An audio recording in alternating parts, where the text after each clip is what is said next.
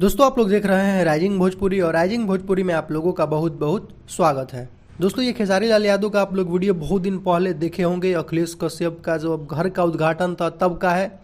जितने भी विकलांग हैं बिहार में सबको मेरे तरफ से आप सबको चेयर और साइकिल। 15 मार्च को मेरा बर्थडे है। कोशिश करूंगा कि 14 में जितने विकलांग हैं सबको अपने तरफ से एक साइकिल दूं ताकि वो सफर कर सके।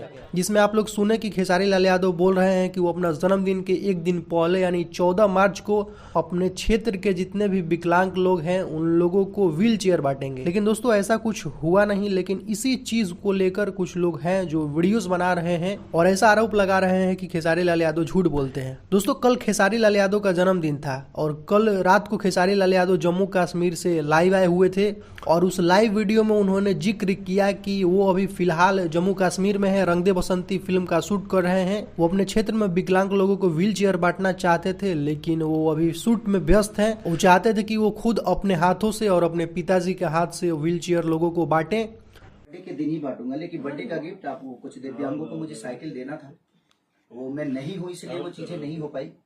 तो वो साइकिल आकर पटना में रखी गई है। हम जैसे आएंगे आप लोगों को बुलाकर जो भी होगा सबको हम दे देंगे या पापा के हाथ से दिलवा देंगे। तो आप लोग बिल्कुल निश्चिंत रहिए, जितना भी हो सकेगा मेरी कोशिश रहेगी कि अब तक मेरा गिफ्ट पहुंच जाए और आप लोग का प्यार मुझे मिल जाए।